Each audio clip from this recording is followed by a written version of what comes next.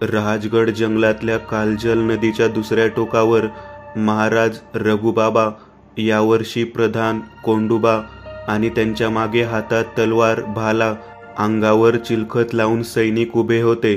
चला महाराज, रघुबाबा म्हणाले. तसे त्यांच्या या वाक्यावर महाराजांनी फक्त होकारार्थी मान हलवली. पावले वाढवून सर्वजण गुहेच्या दिशेने निघाले, ज्यात एक सैतान गाढ निद्रेत झोपला होता. अलीकडेच राजगडवर एका सैतानी पिशाच्याने कहर माजवला होता. रोज रात्र झाली की तो गावात येई व एकतरी माणसाचा काटा काढे व निघून जाई. शेवटी त्याच्या त्रासाला कंटाळून राजगडच्या राजांनी कठोर पवित्रा उचलला होता व त्याला ठेचायला आपल्या सैन्याला घेऊन निघाले होते. सहज एकाच वेळेस 10-12 जण सोबत चालू शकतील अशी वाट होती ती. डावी उजवीकडे मोठमोठ्या झाडांच्या सजीव आकृत्या उभ्या होत्या आणि त्या झाडांमधून गेलेल्या पायवाटेतून सर्वजण चालत निघालेले. त्या विशाल हिरव्या जर्द झाडांच्या जाडजूड फांद्यांवरच्या पानांनी सूर्याचा प्रकाश रोखून धरला होता, ज्याने खाली अंधार व थंडी पसरली होती. काही वेळातच सर्वजण त्या गुहेसमोर पोहोचली. एका दानवाच्या मुखासारखा भला मोठा त्या गुहेच्या द्वाराने वासला होता आणि त्या गोल मुखापल्ल्याड होता अंधार. पेटवार मशाली. कोंडोबाने मागे वळून सैनिकांकडे पाहिलं. कोंडोबाच्या म्हणण्याप्रमाणे पुढच्या काही क्षणातच तिथे 10-12 मशाली पेटल्या. महाराज, प्रधानजी, तुम्ही इथंच थांबा. म्या, कोंडोबा आणि मशाल घेतलेली सैनिकच आत जातो. बाकी समधी इथंच राहावा, रघुबाबा म्हणाले. त्यांचे हे बोल महाराजांनी कसलेही आटोपिटा न टाकता मान्य केले. तसाही उलट उच्चारी त्यांचा स्वभाव नव्हता व हातात दुसरा पर्यायही त्यांच्याकडे शिल्लकही नव्हता. महाराजांनी पुन्हा होकारार्थी मान हलवली. त्या सरशी सर्वप्रथम रघुबाबा, त्यांसमवेत कोंडोबा, मागून हातात धगधगत्या मशाली घेतलेले सैनिक त्या दानवी गुहेच्या कालमुखात घुसले.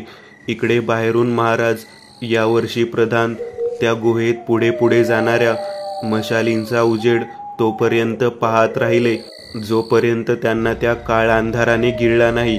राजगड गावात वर आकाशात पांढऱ्या शुभ्र ढगांना काळी काजळी चिकटली होती.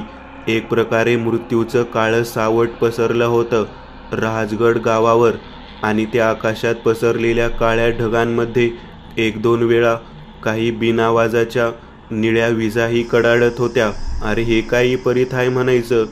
फकस्त गावावरच काळं ढग आलत, बाकी पुढं तर समद सफेद आहे. एक गावकरी मुखाचा आवासून डोळे मोठे करून वर आकाशात पाहत म्हणाला, गोड बंगाल नाही बा, सैतान आलाय सैतान. इपरीत घडणार आहे आता समद. गावाला नजर लागली या. दुसरा गावकरी त्या प्रथम गावकऱ्याच्या वाक्याला दुजोरा देत बोलला.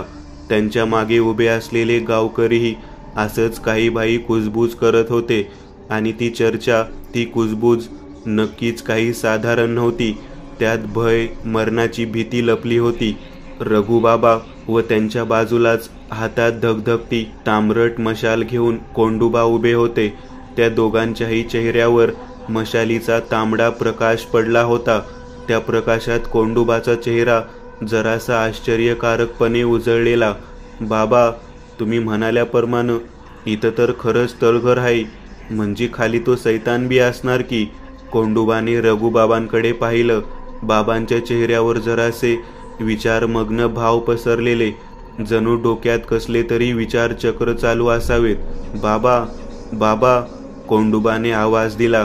दुसऱ्या हाकेला रघुबाबांची विचारमग्न तंद्री जराशी भंग पावली. रघुबाबांनी कोंडोबाकडे पाहिलं व पुढे म्हणाले, काय काय म्हणालासा कोंडू? बाबा, म्या म्हणलो की तुम्ही बोलल्याप्रमाणे इथं तळघर आहे, म्हणजे तो सैतान बी असेल की. कोंडोबाच्या या वाक्यावर रघुबाबा काही क्षण पुन्हा विचारात बुडाले व आपली बाजू मांडत म्हणाले, तू म्हणतोस तसंच हो बघ. रघुबाबा असं म्हणतच पुढे जाऊ लागले. त्यांच्या या वाक्यावर कोंडोबांनी मनातच म्हटलं, बाबा असं का म्हणाले? 3-4 पावलं चालून रघुबाबा थांबले. समोर खाली जाण्यासाठी दगडाच्या पायऱ्या होत्या. पायऱ्या हाई तसा पुढं, नीट या पोराव. कोंडोबांनी हातातली मशाल खाली झुकवली व काही सेकंदांनी पुन्हा वर आणली. आपला प्रथम पाय त्या दगडी पायरीवर ठेवला. एक एक पायरी उतरून खाली येऊ लागले. त्यांच्या मागोमाग रघुबाबा, मागून सैनिक येऊ लागले. कोंडोबांनी तळघराची अखेरची पायरी संपवली. तळघरात प्रवेश केला. त्यांच्या मागून रघुबाबा, हातात मशाली घेतलेले सैनिकही आले. रघुबाबांनी एक कटाक्ष त्या पूर्ण तळघरात टाकला. त्यांना थोडासा बदल जाणवला. गेल्या वेळेस तळघरात दगडी खांबावर पेटत्या मशाली अडकवल्या होत्या. आता मात्र तेथे काहीही नव्हतं. ते गोलमटोल खांब रिकामे होते आणि गेल्या वेळेस अंगाला झोंबणारी थंडी सुद्धा गरमीत बदलली होती. हे सर्व झालेले बदल रघुबाबांनी ओळखले होते. बाबा, कोंडोबा हलक्या स्वरात म्हणाले, परंतु त्यांचा आवाज अगदी चहूदिशेंना गुंजला होता. काय? रघुबाबांनी कोंडोबाकडे पाहिलं. कोंडोबाचा एक हात खांद्यावरून सरळ रेषेत वर आला. हाताच्या पाचही बोटांमधली तर्जनी पुढच्या दिशेने होती. तसंच डोळे, तोंड, डोकं सर्व लक्ष पुढे होतं. रघुबाबांनी सुद्धा पुढे पाहिलं. समोर एक साधीशी पेटी होती, पुसटशी तपकिरी रंगाची. गुहेबाहेर महाराज, यावर्षी प्रधान व त्या दोघांच्याही मागे 30-40 सैनिक उभे होते. गुहेच्या अवतीभोवती एकही झाड नव्हतं, ज्यामुळे सूर्याचा प्रकाश त्या सर्वांच्या अंगावर पडत होता. परंतु सूर्याच्या प्रकाशात ऊब नव्हती, कारण सूर्यदेव आता अर्ध्या तासांवरच आपल्या परतीची वाट अडवून डोंगर माथ्यावर उभं राहिले होते. प्रधानजी, महाराजांचं सर्व लक्ष पुढे त्या अंधाऱ्या गुहेतच होतं. जी महाराज, समर्थांविषयी काही कळालं? महाराज पुढे काही बोलणार तेवढ्या समोर गुहेत काही हालचाल झाली व एक आवाज सुद्धा आला. आणारं त्या पेटीला. आवाज कोंडोबाचा होता. महाराज, यावर्षी प्रधान दोघेही समोर पाहत होते. त्या गुहेच्या वासलेल्या काळ्या तोंडात काही हालचाल होत नव्हती. सर्वप्रथम कोंडोबा मशाल हाती घेऊन बाहेर आला.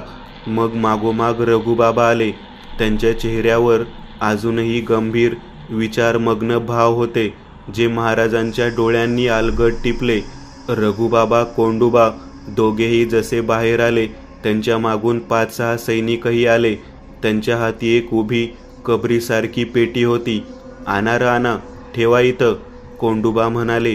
तसा त्या 5-6 सैनिकांनी ती पेटी महाराजांपासून ठीक दूर 10 पावलांवर जमिनीवर ठेवली. आजूबाजूला जेवढे सैनिक होते ते आता सर्व वर्तुळाकारात उभे राहिले होते आणि त्या सर्वांच्या नजरा कुतूहलाने त्या कबरीवर स्थिरावल्या गेलेल्या. आत काय असेल? कबर उघडताच आतून काय ध्यान बाहेर येईल? त्याचा आकार उकार कसा असेल? नाना तऱ्हेचे प्रश्न सर्वांच्या मनात येत होते. रघुबाबांनी एक कटाक्ष सूर्यावर टाकला. तो पुसटसा अर्धवट भगवा आकार डोंगर माथ्यावरून खाली खाली जायला सुरुवात झाली होती. रघुबाबांनी हलकेच एक हात आपल्या कापडी पिशवीत टाकला व तो लागलीच बाहेरही काढली. आता त्यांच्या हातात एक जादुई घंटागाडी होती.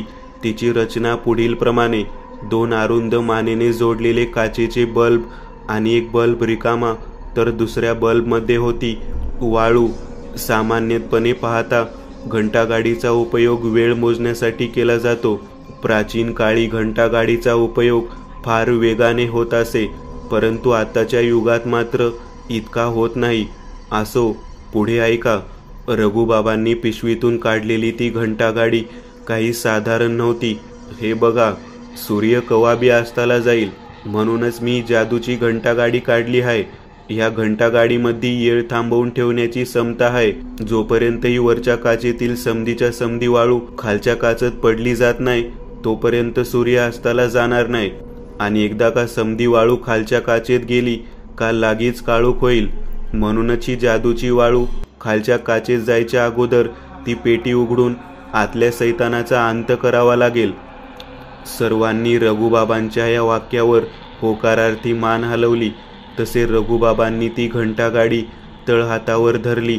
त्यांनी आपले डोळे मिटले आणि पुढे जे काही घडलं फार चमत्कारिक होतं. ती घंटागाडी बिनआधाराने रघुबाबांच्या तळहातावरून हलकेच वर आली आणि हवेतच जादुई शक्तीने एका जागेवर थांबली. घंटागाडी हवेत थांबताच वातावरणातील हवा नि हवेने उडणारा पालापाचोळा सर्व काही जागेवरच स्तब्ध उभं राहिलं आणि ती वरच्या काचेतली वाळू वेगाने सोनेरी रंगाने चमकत खालच्या काचेत पडू लागली. करा सुरुवात, रघुबाबा घाईतच मोठ्याने ओरडले. तसा 2-4 सैनिकांनी पुढे होत कबरीचं झाकण उघडण्यासाठी कुठे काही खटका वगैरे मिळतो का ते पाहायला सुरुवात केली. 1-2 जणांनी तर अक्षरशः झाकण उपटण्याचाही निष्फळ प्रयत्न केला, परंतु यश काही केल्या हाती आलं नाही. तलवारीनं वार कर, ही घे. एका सैनिकाने आपल्या सैनिक मित्राला तलवार दिली. ती तलवार घेऊन त्याने हात वर नेला आणि तिप्पट वेगाने खाली आणत त्या कबरीच्या लाकडावर हाणला. तसा पुढच्याच क्षणाला त्या धारधार तलवारीची पात वाकली जात 2 तुकडे झाले. थांबा र तुम्ही. कोंडोबा कबरीजवळ आले. ह्या कबरीत तो सैतान लपला आहे. ही कबर अशी नाही उघडणार. कोंडोबाने त्या सर्व सैनिकांवर एक कटाक्ष टाकला व मोठ्याने ओरडले, अरे सोन्या, अरे मर्दा, ये की बाहेर. कोंडोबाच्या वाक्यावर त्या गोल वर्तुळाकार गर्दीतून हातपाय बलदंड फुगीर असलेल्या शरीरयष्टीचा सोन्या बाहेर आला. सोन्या म्हणजे कोंडोबाच्या हाताखाली वाढलेला त्यांचा एक आवडता सैनिक कमी आणि चेला जास्त होता. कोंडोबाच्या दोन्ही पायांना स्पर्श करून तो कबरीजवळ उभा राहिला. एक धारधार कटाक्ष त्या कबरीवर टाकला. सोन्या घे. कोंडोबांनी असं म्हणतच एक गदा हवेत सोन्याच्या दिशेने भिरकावला, जो की सोन्याने हलकेच हवेतच झेलला. सोन्याने कटाक्ष कोंडोबाकडे टाकला. कोंडोबांनी हळूच एक हात उंचावून 5ही बोटांमधलं एक बोट त्याला दाखवलं. जणू एका वारातच कबर उघडायला पाहिजे असा त्याचा अर्थ असावा. सोन्याने होकारार्थी मान हलवली. जय बजरंगबली. घंटागाडीतली ती सोनेरी वाळू घळाघळा वेगाने खाली पडत होती. तसा इकडे त्या सर्वांचा जीव टांगणीला येऊ लागला होता. शेवटची मुठभर वाळू त्या घंटागाडीत उरली होती. इकडे सोन्याने बजरंगबलीचं नाव घेत तो सोनेरी गदा वर हवेत उचलला. वरचे दात खालच्या ओठांनी चावून धरले आणि वेगानं गदा असलेला हात खाली खाली आणायला सुरुवात केली. प्रत्येक जण डोळे फाडून पुढे काय घडेल हे पाहत होता की तेवढ्यातच अचानक ती घंटागाडीतली वाळू संपली. स्वीज बंद करताच खोलीत अंधार पसरावा तसा अंधार पृथ्वी तलावर पसरला आणि त्याच क्षणी त्या कबरीवरही गद्याचा एक जोरदार चंदेरी ठिणग्या उडवत प्रहार झाला. त्या प्रहाराने कबरीचं झाकण झटका उघडला जावं त्या प्रकारे खट आवाज होत किंचितसं उघडलं गेलं. मागे व्हा समदे. रघुबाबा पुन्हा मोठ्याने ओरडले. मागे व्हा समदे. रघुबाबांच्या वाक्यावर सगळे मागे झालेले. 10-12 सैनिकांनी पेटत्या मशाली हाती धरलेल्या. त्या उजेडात ती पेटी आणि बाकीचंही सर्व काही अगदी स्पष्टपणे दिसून येत होतं. कबरीच्या उघडलेल्या त्या किंचितशा झाकणातून पांढरट धुकं बाहेर यायला सुरुवात झालेली. काही मिनिटे ते धुकं बाहेर येऊ लागलं आणि मग बंदही झालं. रघुबाबांनी एका सैनिकाकडून एक भाला घेतला. तो भाला हाती घेऊन त्याचं पुढचं धारधार टोक त्या कबरीच्या झाकणात घुसवलं व भाल्याच्या शेवटच्या बाजूला धरून ते झाकण वर वर न्यायला सुरुवात केली व ते झाकण उघडलं. झाकण उघडताच आजूबाजूला सैनिकांच्यात कुजबूज सुरू झाली. येताळ येताळ आहे की हो बाबो, एक जण म्हणाला. अरे बापरे, येतोबा आहे हो तर, कोप बसलाय वाटतं गावावर. दुसरा सैनिक म्हणाला. म्हणजे समजा हा येताळ करीत होता का काय? सैनिकांच्या चर्चेला उधाण आलं होतं. जो तो आपल्या बुद्धीत येणाऱ्या खुलेपणाने बोलत होता. गप्प बसा र समधी, काय चाललंय तुमचं? कोंडोबा जरा खेकसत म्हणाले. तशी मागून चर्चा बंद झाली. रघुबाबा एकटक कबरीत पाहत होते. कबरीमध्ये एक लुकडासा पांढरट त्वचेचा टक्कल पडलेल्या डोक्याचा म्हातारा छातीवर गुणाकार आकारात हात ठेवून डोळे मिटून झोपला होता. कारण त्याच्या नाकातून थंड वाफ बाहेर येत होती. म्हणूनच तो मृत आहे हे ठरवणं चुकीचं होतं, नाही का? ए सोन्या, उठव ह्या म्हाताऱ्याला, यावर्षी प्रधान म्हणाले. तसा लागलीच तो कबरीपाशी पोहोचला. नाही थांब, असं नग करू पोरा, रघुबाबा मोठ्याने ओरडले. त्यांचा एक हात सोन्याला थांबवण्यासाठी पुढे सरसावला, परंतु जे व्हायला नको होतं तेच झालं. सोन्याने आपला हात त्या म्हाताऱ्याच्या हातावर ठेवला होता की तेवढ्यातच त्या म्हाताऱ्याने खाडकन आपले हिरवे लुकलुकणारे डोळे उघडले. नाकातून एक मोठा श्वास घेत थंड वाफेसहित तो श्वास बाहेर सोडला. गरकन मान वळवून सोन्याकडे पाहिलं. त्याचे ते हिरवे बुबळ, त्यात ती एक विजेसारखी काळी वाकडी चीर, तो पांढरा शिपट चेहरा आणि ते किळसवानं काळपट दातांचं हसू, जे पाहून बलदंड शरीरयष्टीच्या सोन्याची पाचावर धारण बसली. मनात कुठेतरी लपून बसलेली ती भीती झट दिशी बाहेर आली.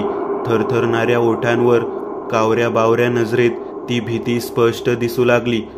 सोन्याने आपला हात त्या म्हाताऱ्या पिशाच्याच्या हातावरून काढून घेण्यासाठी उचलला की तोच त्या पिशाच्याने आपल्या पांढरट हाताने सोन्याचा हात पकडला व बलदंड शरीरयष्टीच्या सोन्याला अलगद आपल्या तोंडाजवळ ओढून घेतलं. अमानवी शक्ती होती ती. भले मानवाची मानवीय शक्ती त्या काळशक्तीपुढे कसं तग धरणार नाही का? धारधार पातीच्या तलवारीचा वार प्लास्टिकच्या तलवारीने कसं रोखला जाऊ शकतं, तसंच इथे होतं.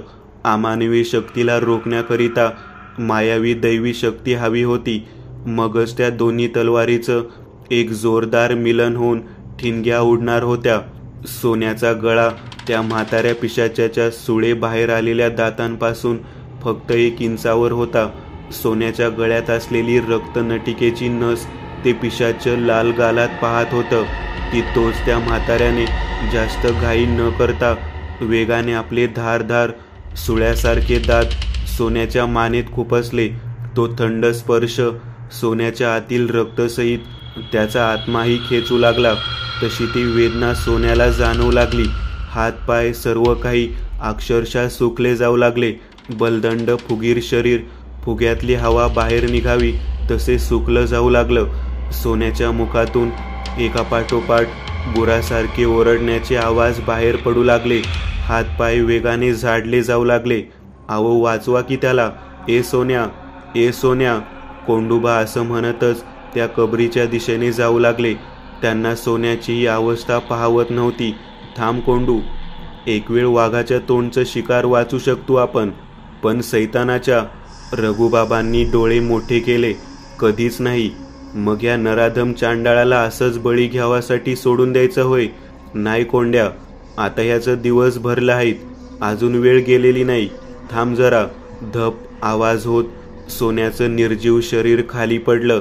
त्या म्हाताऱ्या पिशाच्याने बलदंड शरीराच्या सोन्याच्या शरीरातल्या रक्तासहित त्याची शक्तीही लुचली होती.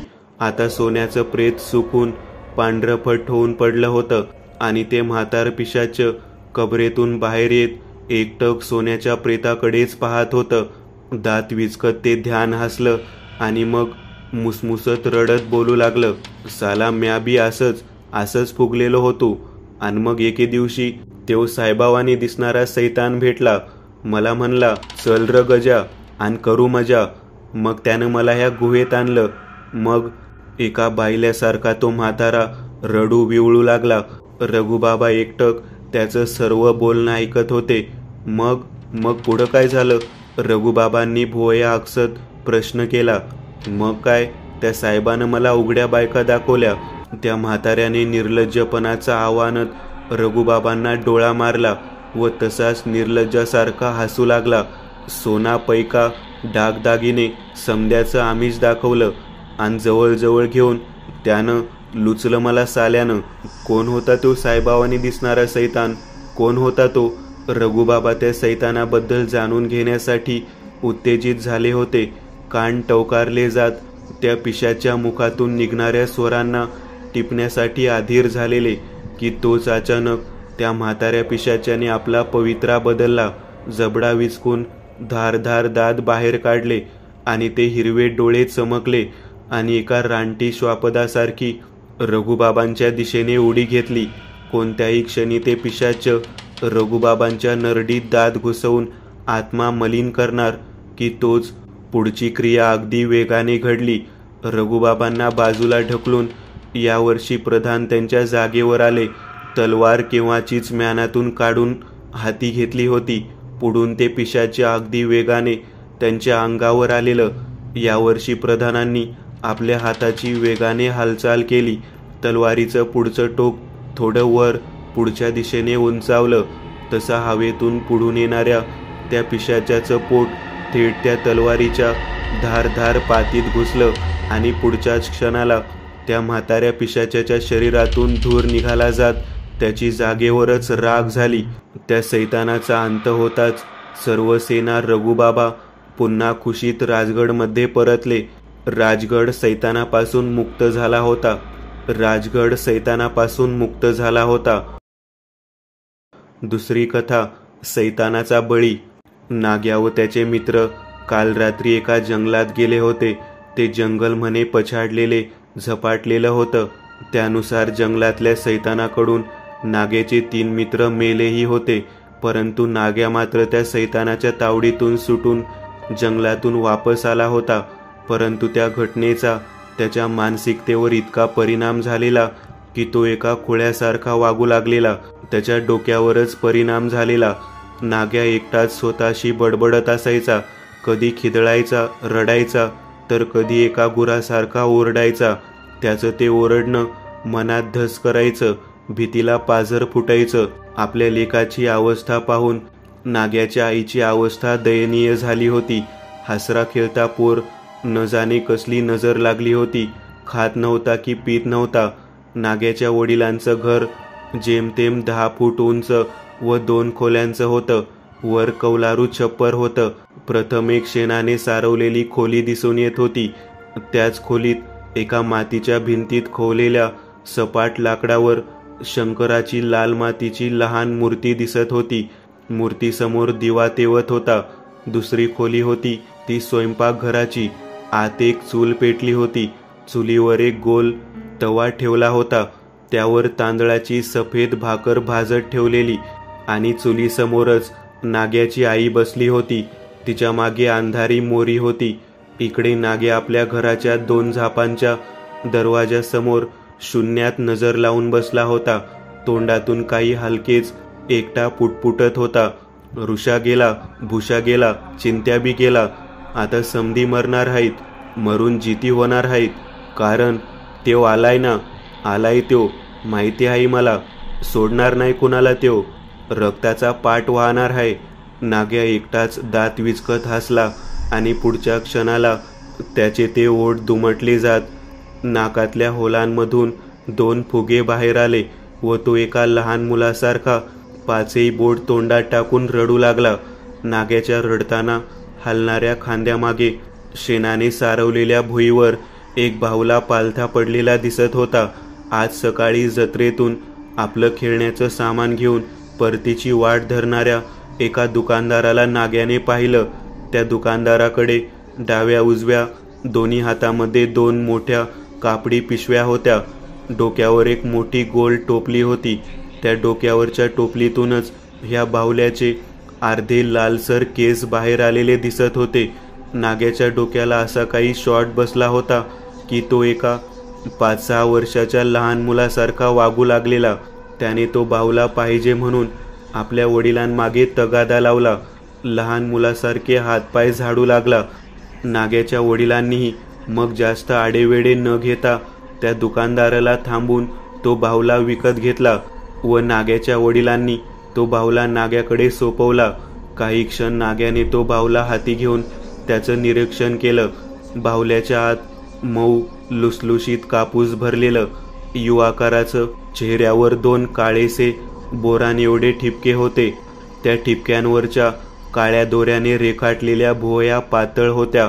तोंड म्हणायला तसं काळ्या धाग्याने विशिष्ट प्रकारे हसत आहे असं ओलं होतं. डोक्यावर लालसर धाग्यांनी बसवलेले केस रक्तासारखे वाटत होते. अंगावर काहीही नव्हतं. फक्त खाली 2 भागात विभागलेलं काळं धोतर होतं. नाग्याच्या वडिलांनी ज्यावेळेस तो बाहुला विकत घेतला त्यावेळेस त्यांनाही तो बाहुला जरासा विचित्रच वाटला. परंतु हा राहिला साधारणसा निर्जीव बाहुला. भले चांगला दिसो किंवा वाईट, काय फरक पडतो. तो काही जिवंत थोडी ना होणार आहे, हे त्यांचं व्यक्तिगत मत होतं. नाग्याच्या हाती तो बाहुला सोपवताच नाग्या त्याच्यासोबत खेळू लागला, बोलू लागला. काही तास त्या बाहुल्याशी खेळून झाल्यावर आता नाग्याला त्याचा कंटाळा येऊ लागला. तसा त्याने तो बाहुला तसंच भुईवर सोडून दिला आणि दरवाजात जाऊन बसला. मग आतापर्यंत पुढे काय झालं ते आपण पाहिलंच आहे. मित्रांच्या आठवणीने रडताना नाग्याचे खांदे हालत होते. त्या दोन्ही खांद्यामागून तो पालथा पडलेला बाहुला दिसत होता. काही क्षण असेच निघून गेले होते की अचानक मागे त्या बाहुल्याच्या 5ही बोटांची हालचाल झाली. एक हात कोपऱ्यापासून मागे गेला, दुसरा हातही तसाच मागे गेला आणि खाडकन त्या बाहुल्याने कमरे इतका शरीराचा भाग वर उचलला. मग हळूच, ज्या प्रकारे एका रेसमध्ये रनिंग करण्याअगोदर जसा एक प्लेयर गुडघा वाकवून आपल्या पोझिशनमध्ये असतो त्या प्रकारे गुडघा वाकवला. मग दुसरा गुडघाही तसंच वाकवला आणि पाठीच्या हाडांचा कटकट, हाड मोडली जावी तसा आवाज होत उभा राहिला. नाग्याच्या कानांवर एक घोगरा आवाज पडला. त्या बाहुल्याची मान अजूनही खालीच होती, जी की आता हळूहळू कटकट आवाज होत वर उचलली जात होती. बाजूला भिंतीवर असलेल्या शंकराच्या मूर्तीसमोर जळणारा दिवा बिनहवेच्या झोतासरशी फडफड करायला सुरुवात झाली. ती तांबडी ज्योत डावीकडून उजवीकडे हेलकावे खाऊ लागली. आता कोणत्याही क्षणी ती वात विझणार हे विधिलिखित होतं आणि तसंच झालं. वात विझली. त्या बाहुल्याने आपली मान शेवटी नाग्याच्या दिशेने वळवली. काही वेळा अगोदर दिसलेला तो बाहुल्याचा विचित्र चेहरा आता अजूनच अल्टिमेट्रिक स्वरूप घेऊन आला होता. ते बोरी एवढे 2 काळे डोळे आता तपकिरी रंगाने लकाकत होते. 2 सफेद चीर असलेले बुबुळ नाग्यावर स्थिरावले होते. डोळ्यांवरच्या पातळ भुवया आता गर्द, जाडसर झाल्या होत्या, ज्या की क्षणाक्षणाला हालचाल करत वर खाली होत ताणल्या जात होत्या. काळ्या दोऱ्याने कोरलेलं ते तोंड आता जबडा विचकवून हसत होतं. हसताच आतले लाल रक्ताने माखलेले दात दिसत होते. नाग्याच्या कानांवर त्या विद्रूप विचित्र बाहुल्याचं रूप घेऊन आलेल्या अमानवीय ध्यानाचा आवाज पडला.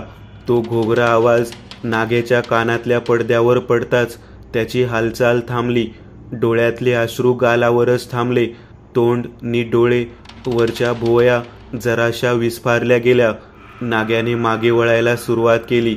मागे काय ध्यान उभा आहे ह्यापासून नाग्या पूर्णतः अजाण होता. नाग्याच्या डोक्यावर जरी परिणाम झाला असला, तो वेडा झाला असेल, तरी भीतीला काही वर्गवारी थोडी ना होती की बाबा तू शहाणा, गरीब, श्रीमंत, रागीट, वेडा आहेस म्हणूनच मी तुला घाबरवणार नाही.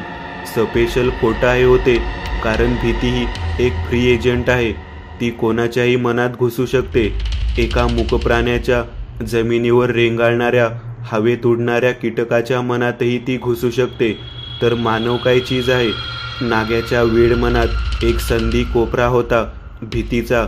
त्या कोपऱ्यात आता वेडेवाकड्या विचित्र विचारांनी आपली भली मोठी रांगच्या रांग लावायला सुरुवात केली होती.